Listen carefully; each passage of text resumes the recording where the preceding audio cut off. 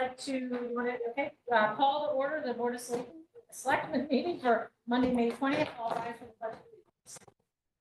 I pledge allegiance to the flag of the United States of America and to the republic for which it stands, one nation, under God, indivisible, with liberty and justice for all. Great, thank you, everybody. So I just have a few, if Jeannie's going to share, I had just a select update. Make sure you talk about it too. Yes, so, and I know if people had a hard time, apologize if you can't hear at home very well, I speak as loud as I can. We just have no really air conditioning or HVAC system right now, and there's some fans. But I did want to highlight, if you can forward, Jeannie, that the budget, so both budgets passed last Tuesday at the referendum. And the approval rate for the town budget was 55%. The approval rate for the school budget was 59%. The budgets passed in both districts, and there were 108 absentee votes. The turnout was higher at almost 17%, versus if you look back to last year, it was 9%, and the year before it was 11%. So it was nice to see more people come out. It'd be great to see even higher participation, but I think that was a good, we're on a good trajectory. And there was a lot of increased signage by the registrar of voters. They did a good job making people clear about what we were voting on. Sam once again rolled out the emergency message boards. I think we put out 3 this time, just to alert people in advance. We did a lot of push notifications. We did these last year too, but I will say we probably added additional push notifications through different channels successively over several weeks leading up to the budget referendum. And then there was signage at the senior center, on their Facebook page, and announcements were made at both lunches as well. So lots of effort was made to get the word out about voting. The day after the referendum, the Board of Finance set the mill rate at 22 mills, and I just put a little example on there what that would mean if your house was valued at $500,000. You only taxed on 70% of that. That means you're being taxed on $350,000, and then you apply the mill rate, which is just 0.022 times the assessed value. You come up with that tax rate. So No, not the market value. Assessed value. Assessed value, Yeah. exactly. So, and tax bills will be mailed on June 18th. You can start seeing those in your mailboxes after that to start, and then I think they don't start collecting till after that. It's funny, a lot of people get very eager from what the tax collector said, so like it goes right away. It's like You have 30 days. yeah. Well, you're actually you have until August 1st. It's considered due on July 1, but it's not considered late until August 1st.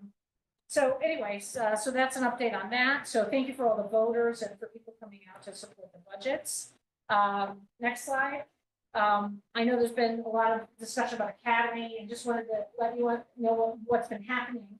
The town and our facilities department and myself have just been working kind of behind the scenes with the architect, trying to give our recommendations to the building committee about what we want to see in there, since we're the ones that are going to have to maintain and program the building. So, so we're going to be submitting kind of a memo to the building committee of recommendations on some of the MEP decisions. Design plans for some of the space for town offices. So we'll submit this probably, I'm hoping to get it to them by the end of this week, but maybe into after the holiday. And then the building committee is going to then take those into account when they do the final page turn with the architect. And that will kind of cement what will be put together for construction design documents. And then that will allow them to put that final price tag on the full package, which I know our board is eager to hear. Because right now we've talked about what can you get for $15.9 million, and then what is the budget to get everything that was discussed during the original referendum.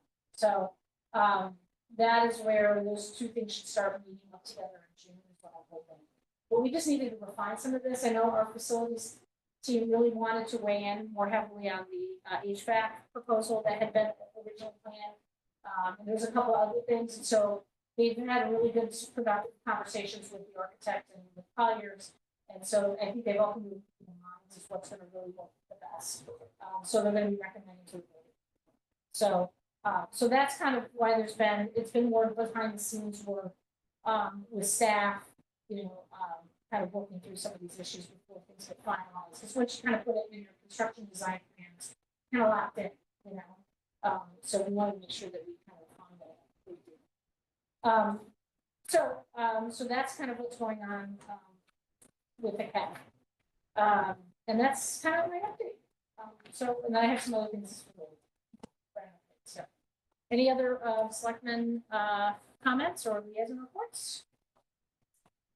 I just want to say that we had a really great grand reopening of the senior center this past week. So the kitchen is back up and running.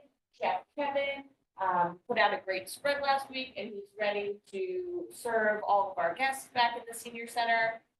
Want to thank Austin and Heather for all their work with coordinating and navigating through that project, and also Gail from What's Cooking for all of her help in making sure that we could still do Meals on Wheels and provide some sandwich type lunches for our seniors in the community. But take a look at the June newsletter, because everything is back in action at the senior center.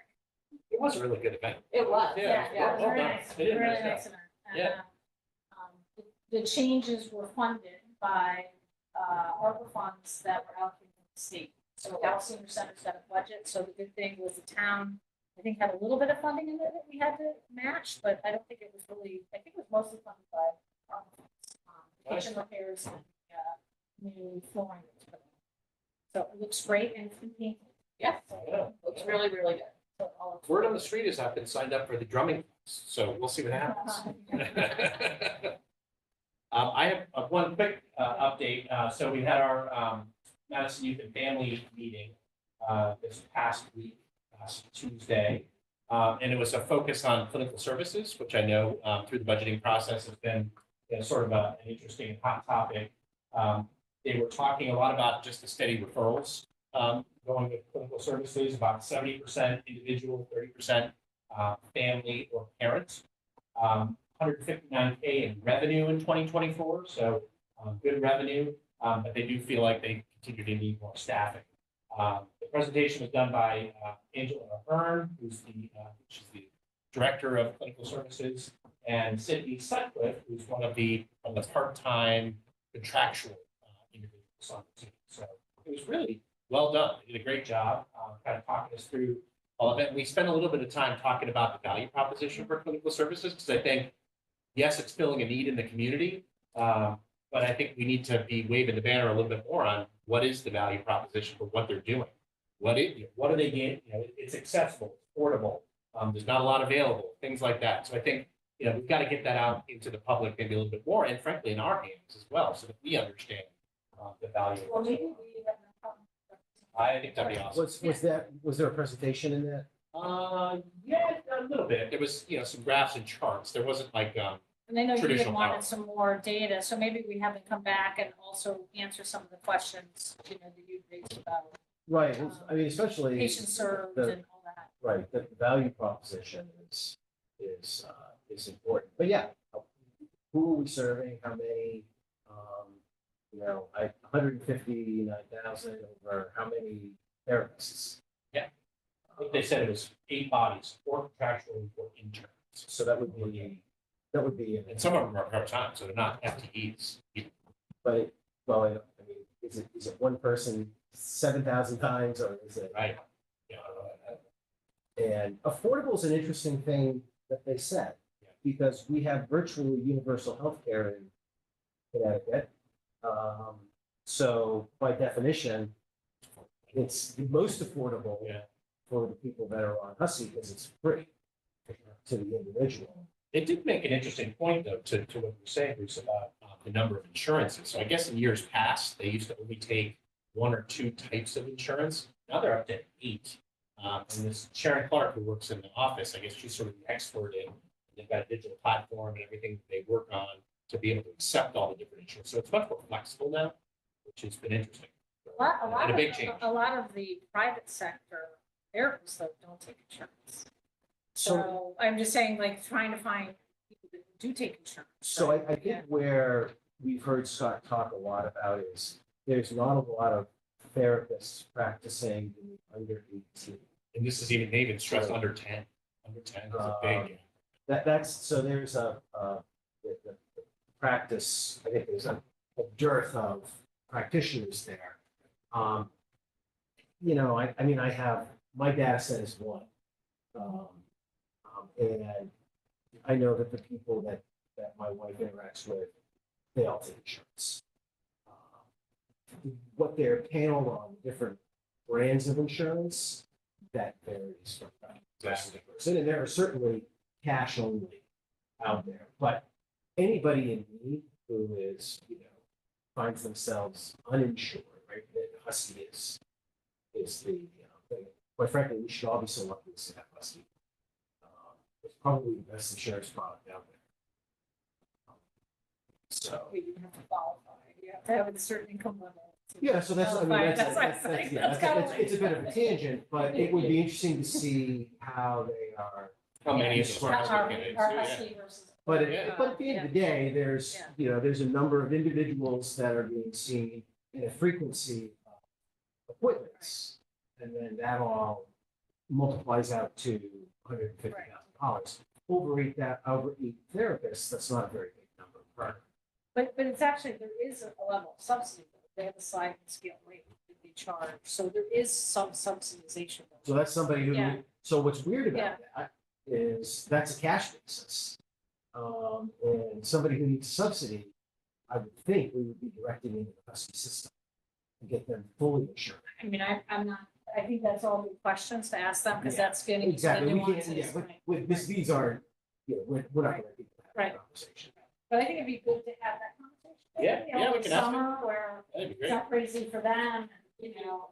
Just put a little spotlight on it too, Yeah. so I think that'd be great. Yeah. Just maybe a couple dates to share too, just as we're approaching the end of the school year, that they emphasize the student report, they come and talk about kind of what's happening. June 5th is, the seniors are done. June 13th is graduation. I guess there's a commitment day, May 22nd. 2 days, I guess, so that's the final where everybody comes in and wears their pizzazz of the school they're going to, and June 3rd is senior prom. Those are the biggies.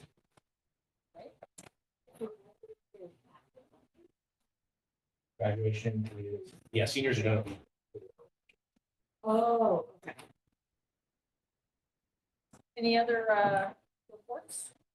No. Al, do you have any other? Nope. I'll just mention Memorial Days this weekend. So just a reminder, on Monday, there's the parade and then the kind of commemoration service that follows the parade on the green.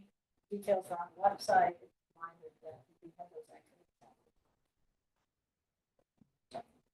All right, with that then, let's open it up for any citizens' comments. Do you have any hands raised? No public is on. Okay, we just got staff. Okay, great. Moving on, can I get a motion to approve the consent agenda? Second. Okay, any comments, questions? Nope. Okay, all in favor, say aye. Great. But I will highlight in there that we do have our proclamation June 1st for Pride Month, and we were having our ceremony on June 1st for that, our flag raising ceremony. This will be the 4th year. Yeah, 4th year. Item number 7, discuss and take action to approve a special appropriation request from the Beach and Rec Department in the amount of $100,400 to fund a grant matching requirement for the steep award for the town gym floor, approved by the Board of Finance on May 15, 2024. Second. Okay, and this is just basically the steep grant that we accepted last year, towards the end of last year, and this was where we had an emergency situation with the gym floor. We're excited to get the steep grant, That's awesome. and this is just our match. So, any further questions? All in favor, say aye. Aye. And just so, this will be the end of August that they will be closing the gym for a period of a couple of weeks, I think, to redo the floor. They'll try, they don't want to disrupt any summer program. So, item number 8, discuss and take action to award a contract to Diversity Construction Group in the amount of $578,000 for construction of Folsom Middle School ADA restrooms and doors, project funded in fiscal year 2023-24 CIP, and to authorize the first selectman to sign all contracts and documents associated with this award, pending Board of Finance review. So moved. Second. Okay, I know we have, Peter Anderson here and, also Felicia who's been working on this project. So just give us a brief, right, overview. No, Felicia's been running this project. I'm gonna let her go with it, and she's gonna explain all the details. Great. So the scope of this project, a long time ago with the DRA study that was in 2018, definitely flagged some non-compliance issues, both with the interior door frame clearances and the general layouts of the bathrooms within Polson. This money has been earmarked in the CIP for quite a long time. It's been sort of parsed out differently, if you will, over the years. But this is the first year there is a significant amount of money set aside from it. We had Silver Petroselli sort of review the whole building and figure out, for the money that we have available this year, what can we get done with that amount? So the conclusion is we are going to do a gang bathroom full redesign and renovation by the auditorium. We are doing 2 single bathrooms in the entrance hallway. And then we are doing, I believe, 4 vestibule doorways to the exterior of the building. That's all this summer work. Diversity Construction was the lowest bidder on that work, who is also qualified to perform it. We have fully vetted them about the schedule. We are aware that there's a quick turnaround on that, but fully confident that we can get all of this work done this summer. And then we will assess at the end of this summer moving forward what to do every year as new money is allocated in the CIP towards ADA compliance. Great. Great. I'll be excited to see Exciting. us move forward and have some more improvements in Polson. Any questions? All right, all in favor, say aye. Aye. Great, thank you. This is one that, went through the CIP and we're glad we can move forward. Thanks, guys. Yeah, thanks a lot, guys. Oh. Guys, right? Yeah. Item number 9, discuss and take action to approve applications received for the 2024 DRS Neighborhood Assistance Tax Credit Grant Program from Wellington. So. Second. Okay, so this is where we just had the public hearing tonight on this. We're kind of facilitating an application where this nonprofit group wants to offer tax credits for the Wellington and Madison project, which is an affordable housing complex in town. No town funds will be extended for this. It's just we're kind of endorsing, I guess, them moving forward on this. So any other questions from the board? No? Okay, all in favor, say aye. Aye. Item number 10, discussion of post crosswalks on Boston Post Road. So I just thought it would be good to update board on and Chief Drum is going to be joining us. Is he on? He is. He's coming on now. And then, do you mind, Jeannie, just putting up one of this, is there a schematic, I think, that just shows where the crosswalks are going to be? I know the board was sent like a huge packet. Okay, here we go. Next slide is better. Yeah, there you go. Yeah, okay, there we go. So I'll let Chief speak to this, but this has been, I think, on his hit list for a long time, these crosswalks. And it takes a lot to get things approved through the state. But we got to the point where we actually got them approved, and now we think we have a funding source to pay for 100% of them, and that's the Lots of program I told you about before. To the COG, they're trying to, they'll pay for 100% of the construction costs for sidewalk projects and crosswalk projects. So we want to get this moved forward, and I just wanted to brief you on it because this never really went through CIP because I'll be honest, the price tag when we got this back from the designers, wow. For a crosswalk. So we kind of just, but then now that we have this funding source, we want to move forward on it. And we will put it in CIP this summer, but we want to act on getting the grant money soon. So go ahead, Jack. You just want to explain it because I know these are your babies. You want me to walk you through where we're putting them on Route 1? Start with that first. Yeah. Okay. All right. Good evening, everybody. first one has been, we've been talking about this for a while now. It's probably 3 years in the making. The first crosswalk, which we're going to be putting in, is going to be West Wharf, Lantern Hill at Route 1 by the golf course there. What you're going to see is the crosswalks crossing Lantern Hill and West Wharf probably sooner than the state's going to catch up with us with the crosswalks crossing Route 1. That encroachment permit has been put in by John Anako, and it's we were just waiting on approval from the state of Connecticut. The second one that we're looking at is at Cottage Road in Route 1 and Dudley in Route 1 on the eastern part of town.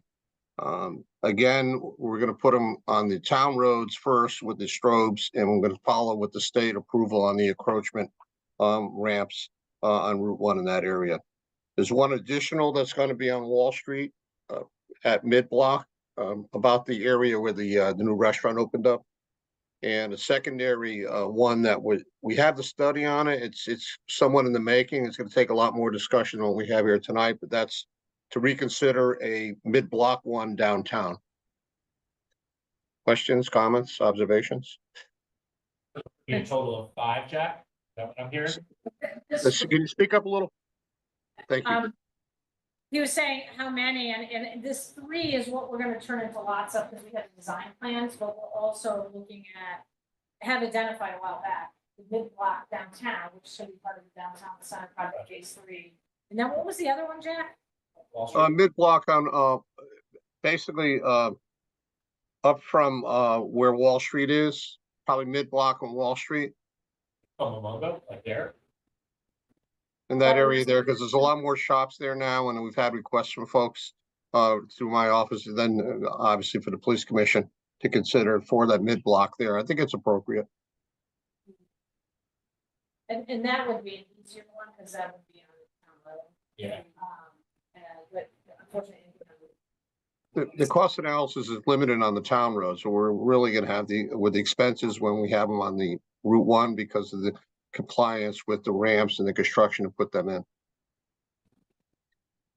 And from what I recall, this has been an ongoing conversation you've had with the public for a while, right? Wanting to put these crosswalks in. So I know even when 5 years ago, this was talked about in the police commission. So it's nice to see it get to this point. Yeah, it's been ongoing. I'm looking at Al, looking for a reaction. Al, how long has this been now in the police commission? I mean, there's a lot going on. We did meet on the second week of April with all the DOT, the powers that be. There's about 21 members of DOT and their consultants. We walked from downtown all the ways out to Hammonasset, and they came back, and there's some other additional areas there that they're looking to increase the safety. One area of concern was we have a citizen who's legally blind who walks on Route 1. So we have to do some changing with the signals that we have at Liberty and Route 1, and also what we have where Scotland meets Route 1. What they also are going to put in, this is kind of a snapshot what they did on that meeting, and this will probably be 2 or 3 years in the making. But just seeing I had the opportunity to let you know what's going on with the crosswalks. They're talking about reconfiguring that intersection itself, Route 1 at Scotland, because of the sight lines. And then they brought up the mid-block crosswalk again. Would we consider that? And also they talked about the possibility or value of considering roundabouts. They illustrated the one at Route 80 and 81, how it's a smaller one and it handles a high volume of traffic. So it's something that the town at some point might want to consider. Something new. Go look at Glastonbury first. That's my hometown. There's a lot of conversation up there, Jack. I'm a fan. Yeah. You just have to teach people how to drive. Yeah, I think in North Madison, I see it every single day. Jack and I talk about this a lot, but it's reteaching people what does, coming into a roundabout mean. And Yielding. Use your turn signal so people know you're continuing around or you're getting off. People don't The actually art of signal the on yield right. has gone away. So I think my understanding, Jack, for this we would come back with approval to apply for LOTSA. But the intention is that'll be pretty quick, right? We're pulling all this together and then the LOTSA funding goes to the COG. And what we're trying to do is you need to have a project that's worth $300,000. So we're looking at enhancements to make sure that we're over that $300,000 threshold. And then we would apply to the COG for the funding. But we're hearing that it's a good chance that we would get it. So, but we'll go through the normal grant process here, but I wanted to give a heads up. This isn't in the CIP just because of, I don't know, it was one of those things that was not, it was kind of put on hold because we stay there, to be honest, so. Can I ask a quick question? Sure. Is there any data with crosswalks? Because I know we get a lot of questions about speeding on Route 1 specifically. Is there any data that says crosswalks slow people down? Yeah, well, that's not the intent of them. They kind of cringe when you say, I want a stop sign or a crosswalk to slow people down. That's not a traffic calming approach.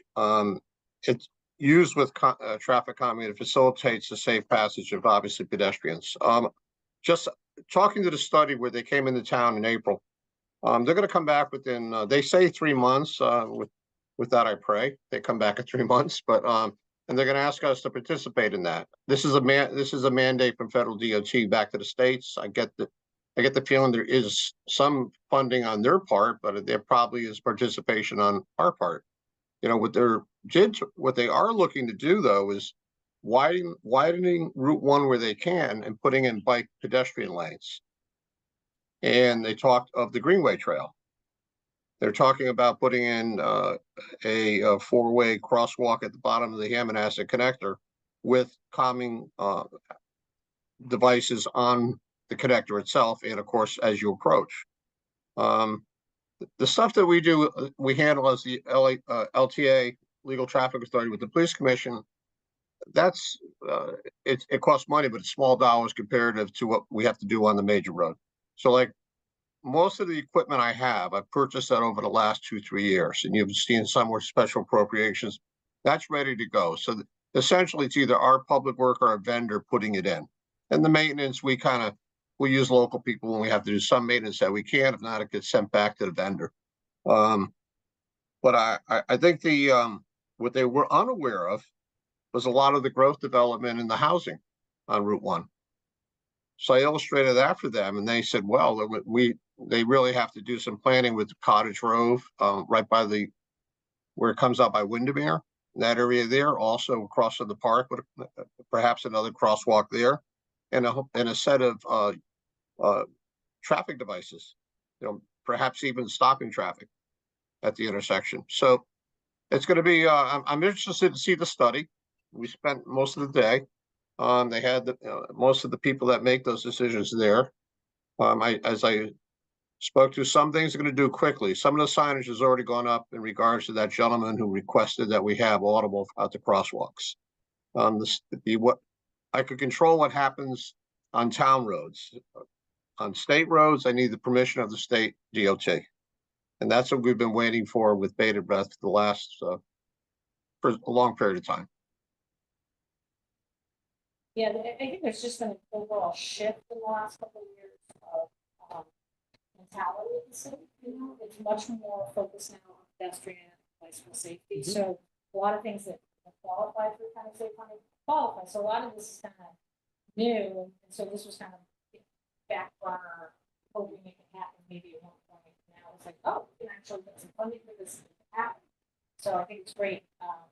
And then knowing that lots of it was new this year, that's why we talked about the sidewalk that we're looking at. They would fund crosswalks, even on state roads, which because we don't have a lot of collector roads that we normally qualify for lots of. But if it's a state road, they can allow funding to go. So it's good. So this will be coming back, as we go through. But I thought it was good to talk about. Yeah. Great. Yeah. Okay. As I get the study, I'll let Peggy know, and then we'll have a meeting in regards to that and public input, I guess. Yep. Okay. Thanks, Jack. Great. Thank you. Thank you. Good night. And speaking, so the next thing I just thought would be helpful, I think this was presented, that Jeannie could put up on the screen. This is just an update on our grant funded capital projects. Just shows obviously a lot of activity going on. In total, we're now up to, what was it, $18,678,000 worth of grants that we've received. So it's quite, and that's obviously including, you know, some of the big ones that we got with the academy and stuff, especially with the second academy grant. But, so if we look at the projects though, and you look at this list, you know, we're gonna have the Bradley, Woodland Road sidewalk project, that's gonna be starting next month. We are gonna be starting construction over the summer for the Road Bridge project as well. Garner Park is really, we're a year out from that. This food scrap program actually just completed in April, so that's closed, and now the solid waste committee is looking at, is there a way to have a permanent option available for residents? They're going to continue to allow food scrap collection at the transfer station. That's still there. But so that's finished now. That's finished last month. American Legion, that finished last month. That was actually a state grant that we were passed around for their renovation. Academy, you know, I don't know the environmental assessment actually, what the status of that. That was for the exterior, more brownfields. That's not for the building itself. This was a grant we received for the that was not tied to the project. It was for the around it. So I'm not sure the status. Academy, we've talked a lot about with the additional. We haven't gotten the documentation yet for the agriculture for the $3.6 million grant that we received. Garden Point, that is, I was confirmed today, they're still expecting fall construction. They got most of the permitting, I think, finished now. There was like one or two things they came back in and making some changes, but they're still saying that we're on the timeline to go construction. They bid it out in the summer and then fall construction. The Warpus roadways, that's more in design. I mean, that's been a long, that was actually through LATSA, which was the COG state money. You're going to hold a public information meeting. We're a little behind on that one. That one's been out there for a long time. But once we have that public information session, they can complete the design proposal for that. The bike pad is looking at different projects that they want to recommend. The study was completed now. So right up the next slide. The Downtown Center Phase 3, which we received 2 grants for from the state. We are going to be in design this summer, and there will be a lot of public input. And crosswalks, and basically it's taking what had been done 15 years ago, but updating it, making some modifications, adding a crosswalk. So that design process is going to be starting. 15. Yeah. Well, that was for the original start. Yeah. That's been ongoing. The emergency shelter generator, you know, that is, I think we're going to hear from the Postal Building Committee in June about the timeline for all that. And we were lucky because we get another $500,000, you know, in December from the state for that project. The firehouse expansion project, they just received some design build proposals. We're still hoping to go out, you know, late 2024 for construction, but we'll probably have Sam come back, I think, in end of June or July, we can update on that. And then this June 4, that I talked about, they're going to start at the end of August. And then the social worker position, he's kind of working this out. He got some materials from the state, so the federal government. So that's kind of started. That's the social worker position that we just got. And then on the last page is just a kind of pipeline report. Scotland Road has been, we did not get the connectivity grant last year, but we were told we'll be in the running for this year, so we might get it this year. I was hoping we were going to be put in for congressional directed spending, and I was told now that there was some hiccup with qualifications for this kind of project. So unfortunately, we're not in the running.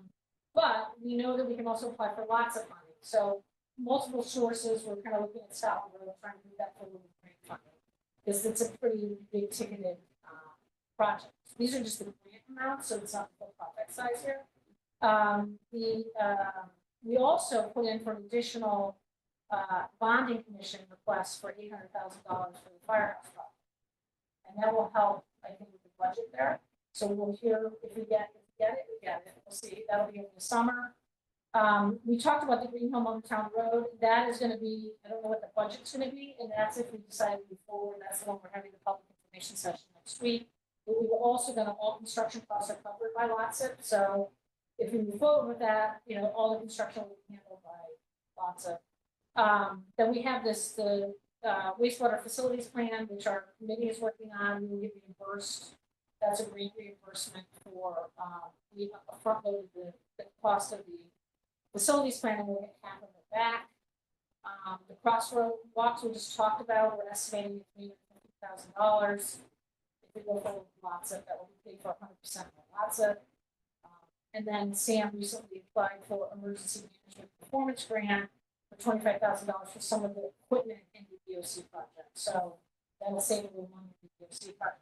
Just ran to cover like radios and stuff, new radios and stuff. So just showing some of the things that are in the pipeline, a little status report, you know, of where the projects are. So a lot over the next year or two, you know, moving forward. These projects take a lot of time, several years, to kind of lead up to where you can actually. Or 15. Yeah. Could we get a copy? Yeah, you can, it shows, why don't, Jeannie, if you could just email it to the board. So, you know, all good stuff, but, you know, there'll be a lot of activity in town, and, you know, we'll come in waves, and, you know, just get to see some products. So that was kind of, I just wanted to get that, because I don't think I've done that since last fall. Any other questions on that? No? Okay, well, so we'll move on to item number 12, discussion and preview of the town digital budget.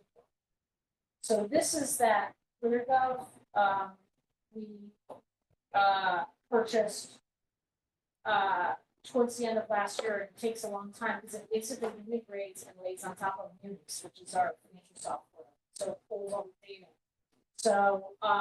So Stacy's going to give an overview of roughly, it's not fully integrated yet.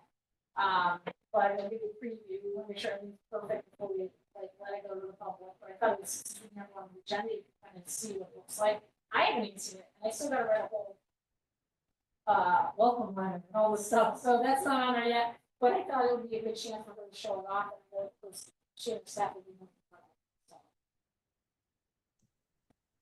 Good evening. So I'm going to try to share my screen.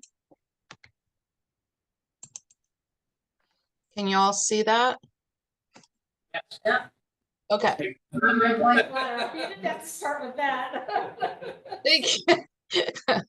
Sorry, that's the first page, Peggy. I'm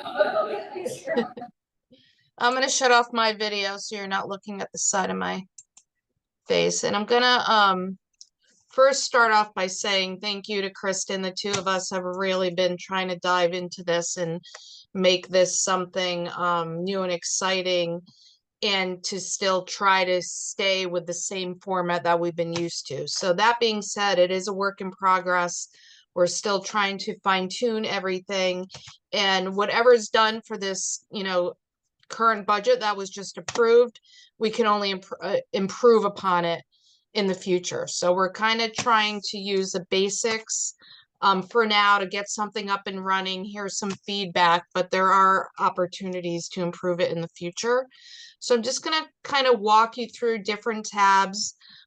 Feel free to stop me and ask questions or give me your feedback or send emails afterwards. Like I said, we're still working on things. We're still reconciling expenditure items in previous fiscal years. And the process actually has not been that painful. The ClearGov has been very good to work with. The support has been great.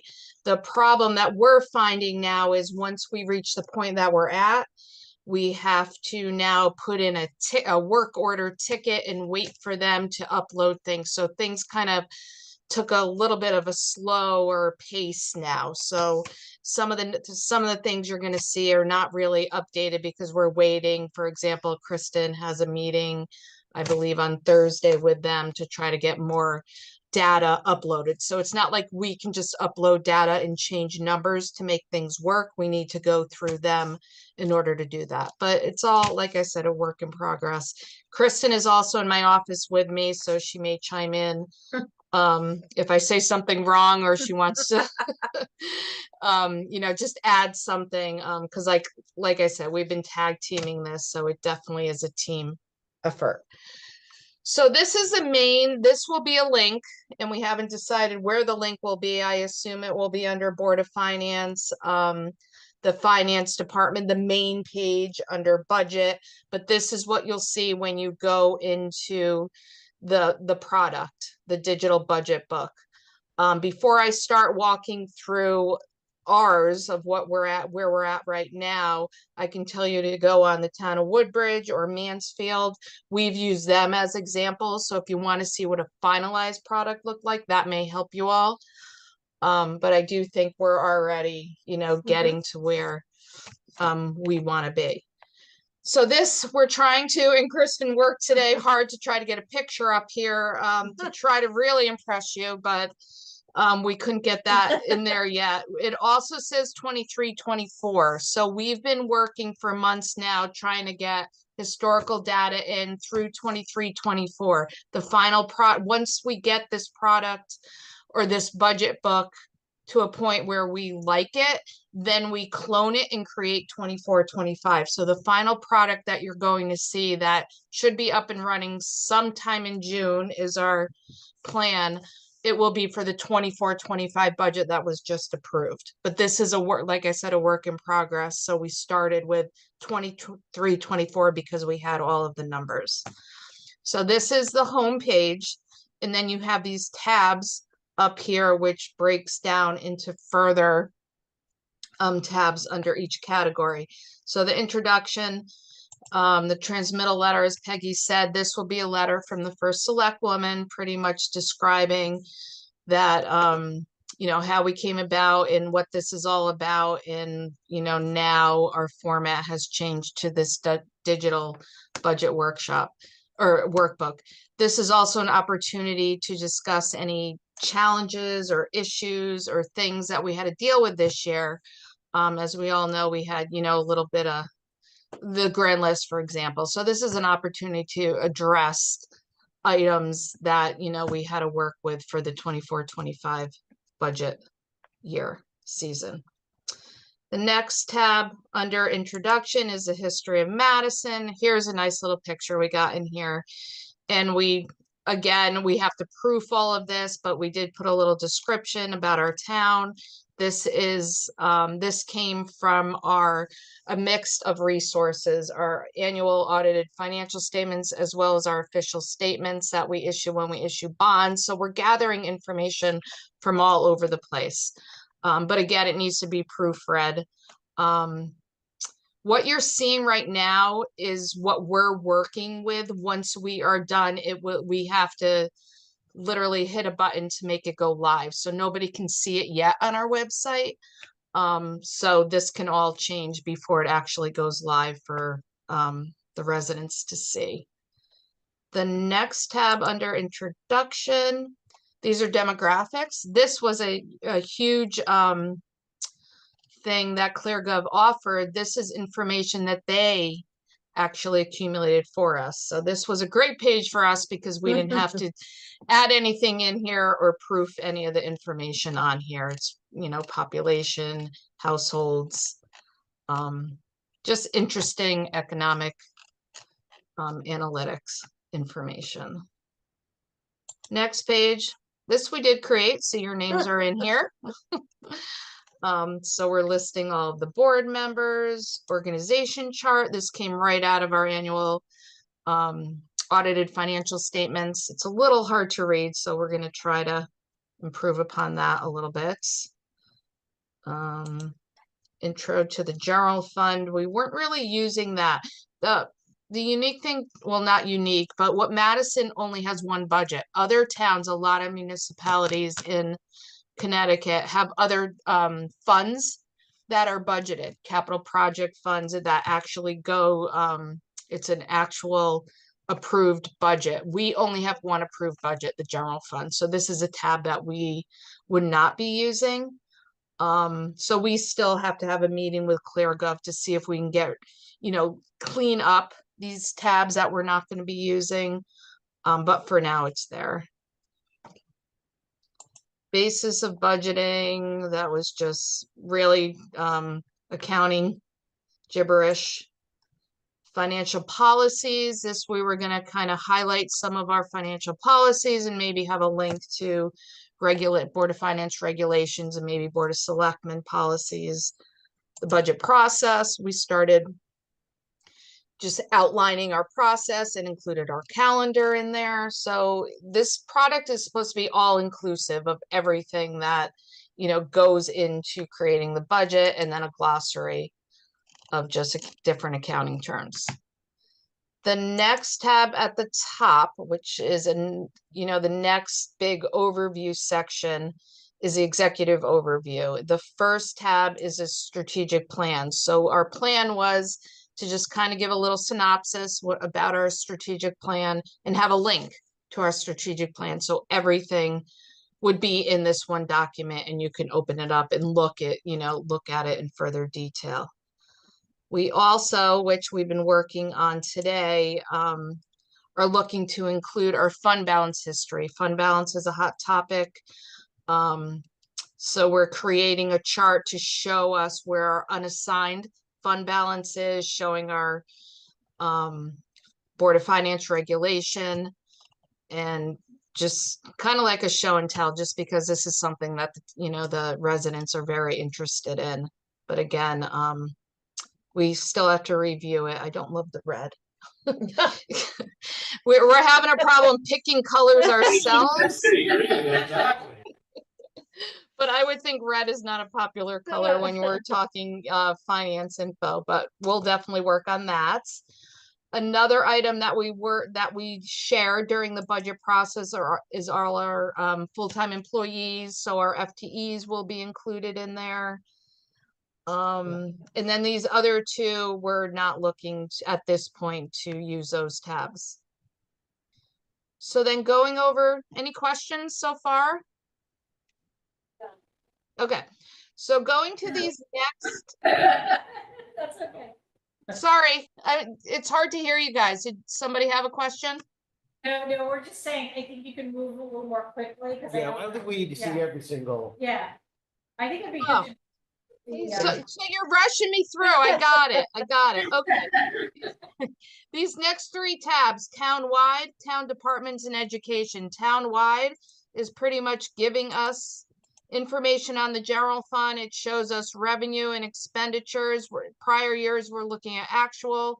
The most recent 2 years, we're looking at budget. But this is an overview of everything, including Board of Ed. So you'll see a summary of revenue and expenditures, all the detail behind it. You'll see pie charts by department. You'll see all the detail behind that. And then you'll see revenue. So those were our expenditures by objects. And then down below, you'll see revenue, the same kind of format. Then we go into town departments, because I know you guys look at the overall eventually, but initially you look at the town department before looking at education. So we did a town department summary, kind of the same thing. You'll see charts here. You'll see it by department. You'll see it by object. You'll see all the detail. There are no further links, so you can't link and drill down even more. But you can see every single account that we budget for here under these town departments. I'm going to go back to town departments in 1 second. Education, at this point, we are using what the Board of Ed shows. We're not going in any further detail for the education department yet. But going back to the town departments, I'm just going to pull up one department, not all 92, I'm kidding. Just to show you kind of like you'll be able to go into each department. You'll see an organizational chart. You'll see the expenditures, the history, and then you'll see it by object, and you'll see the total details, and then you'll see the revenue of what that individual department brings in. And then I'll just skip over quickly to capital improvement. So the capital improvement program is here. The 5-year plan is referenced here. What it does, we'll have a link to the actual CIP document. And then you'll have the 24-25 expenditures. This is what was approved at referendum by department and how we're funding it by source. Is it grants? Is it capital project funds? Is it bonds? And then you'll have the full 5-year plan. Again, by department, expenditures, and how we're funding it. And then the last tab, my personal favorite, is the Madison investment plan. It'll have a link to the Madison investment plan. The PowerPoint at this point is the latest for the Board of Finance from 22. And then it will show you the annual capital funding.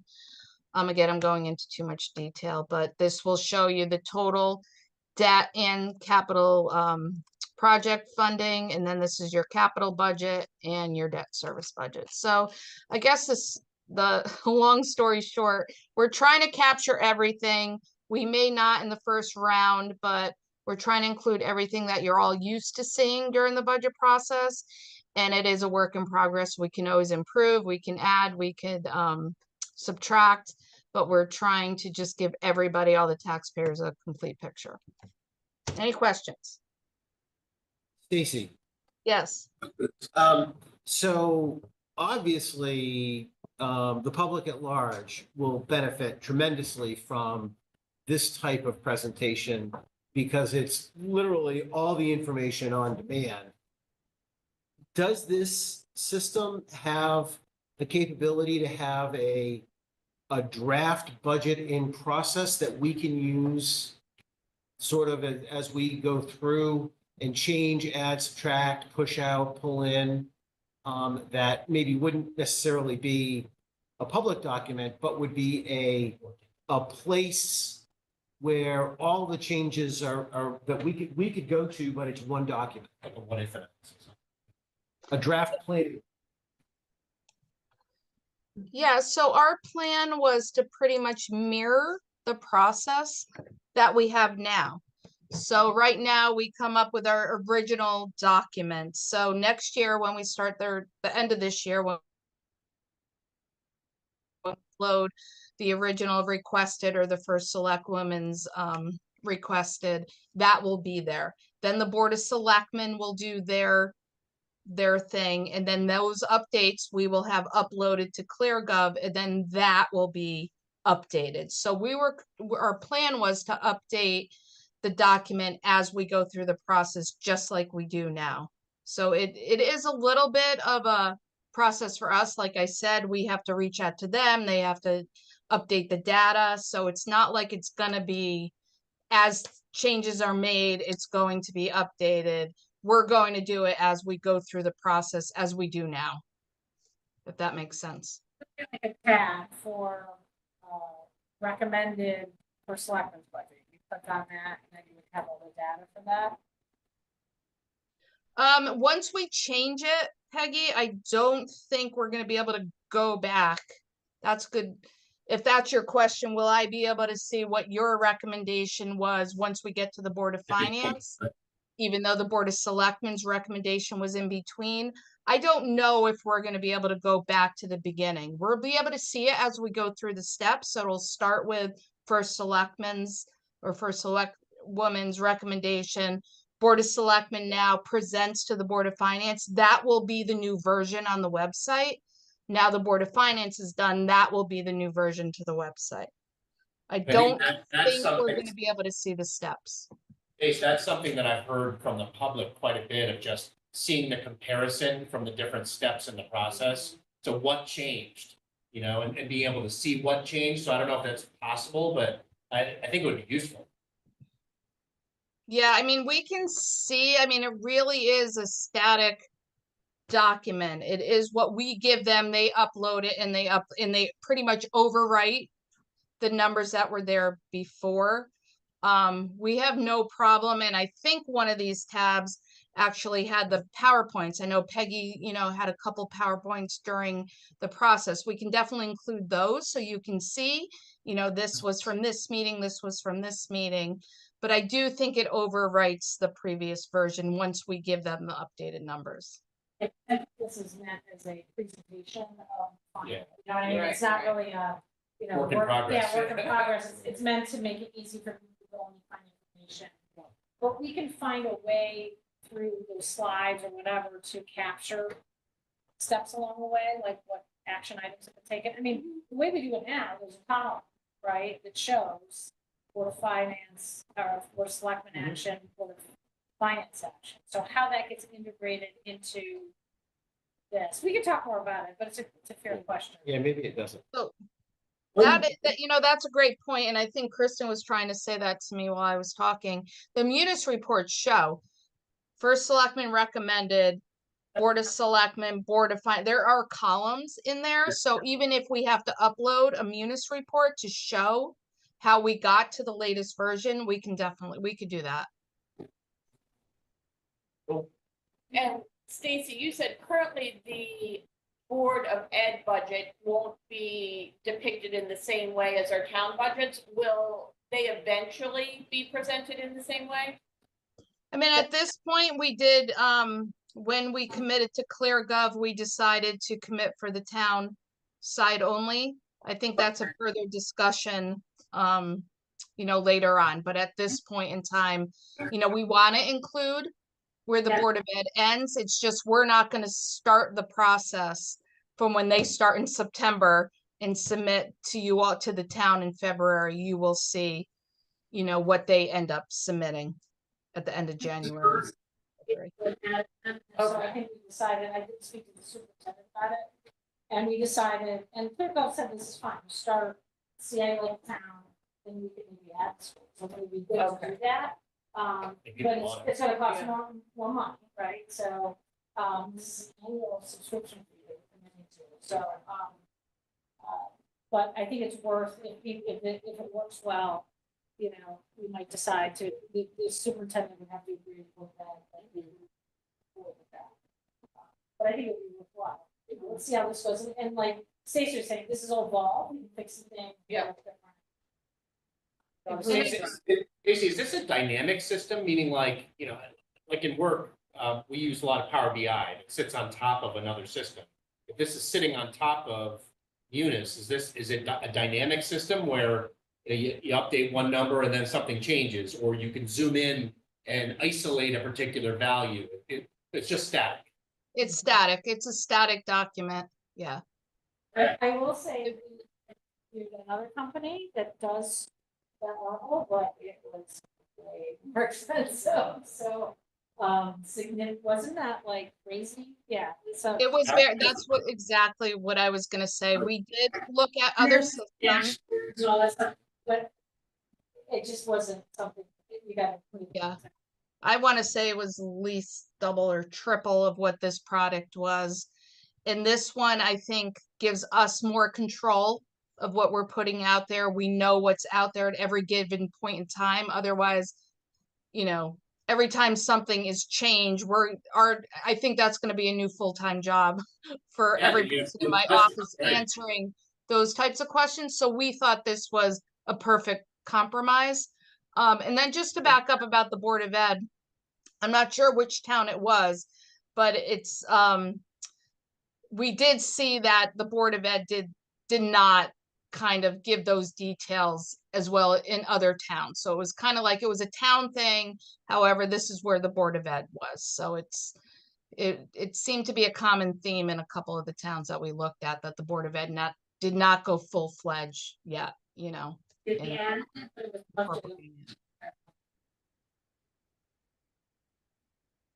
The example. So it may be out of scope of the conversation that you're trying to have right now, Stacy, but 2 reports, I think that would be great year-end reports for us and everybody A summary of all the line item transfers that we did over the prior year. So, we moved this money from this account to this account. And then the source accounts for any annual town operating budget money that gets swept into the general fund at the end So of the year. ending balances. Yeah. Yep. The idea being that an account that's swept, that left $100,000 at the end of the year to go into the general fund, that should be something we look at in the next budgeting cycle. Yeah. Why did it? That's fair. The line item transfers are a left-handed version of that. That was an account that had money and gave it to another account. I just worry that information may be confusing to the public though, Well, because we're living and breathing it every day, but the public may not understand it. yeah, You're talking about during the budget, are using that Yeah, data as part of sure. the budget process. I mean, well, 'cause that's what I did when I came up with the recommendation. Look for the accounts, like, that's what we did.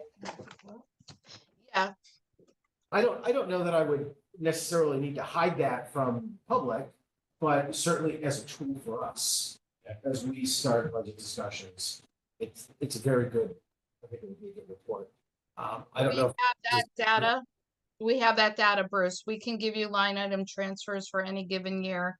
And we could also tell you where every account landed at the end of any fiscal year. I mean, that's right in the audited financial statements. I don't know if I would make that part of this document, but we can certainly provide it to you all for the budget process.